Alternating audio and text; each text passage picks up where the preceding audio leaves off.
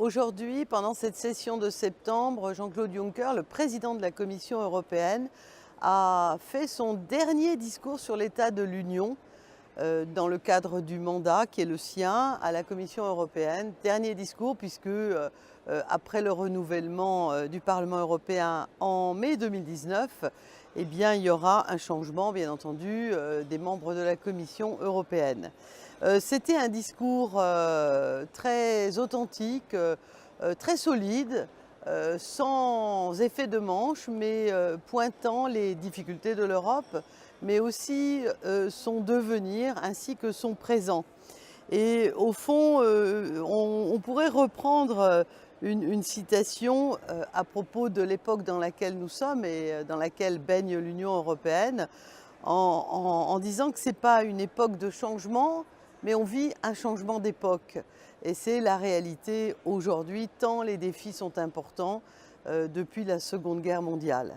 Et tout d'abord, il a annoncé, j'en suis très contente, il a annoncé qu'il proposait d'étendre les compétences du parquet européen à la lutte contre le terrorisme. C'est une thématique sur laquelle je me bats depuis des mois, qu'on prenne la réalité du fait que l'absence de frontières nous facilite la vie, mais elle permet aussi parfois aux criminels, aux malfaiteurs, aux terroristes d'aller plus vite en termes de financement, en termes de passage d'armes, de passage de précurseurs d'explosifs, etc.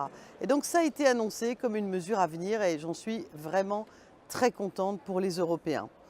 Il a évoqué aussi, dans le cadre du paquet sécurité, l'extension à 10 000 gardes-frontières et gardes-côtes pour protéger les frontières extérieures de l'Union européenne et pour protéger les Européens. Il a parlé renforcement de l'euro comme une monnaie ayant une influence et un impact à l'échelle du monde.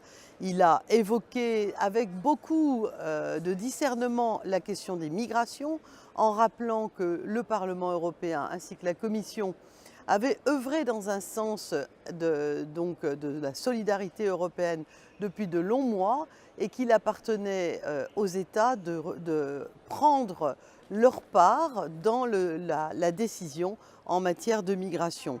Enfin, en termes de politique étrangère, il a été aussi très intéressant et d'une certaine manière très novateur à propos de la clause passerelle sur les conditions de majorité, puisque très souvent les conditions de majorité, soit l'unanimité, soit majorité renforcée ou qualifiée, bloquent les décisions au plan de la mise en œuvre des choses importantes pour les Européens. Je reviendrai sur cet aspect qui est un peu technique de la clause passerelle sur le domaine des affaires étrangères, de la sécurité et de la défense dans la newsletter. En termes de défense, il a enfoncé le clou des décisions que nous avons prises de commencer à mutualiser un certain nombre d'éléments, non pas de militariser l'Union européenne, mais en tous les cas de penser ensemble la protection des Européens.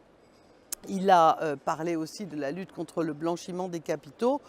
En un mot comme en mille, il a rappelé que, au fond, et je le soutiens à 100% sur cette idée, l'Europe doit devenir et être un élément de l'architecture du monde de demain.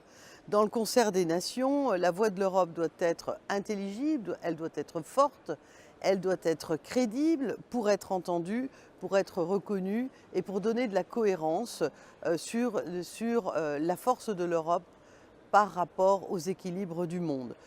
Il est grand temps de le faire, de parler d'une seule voix.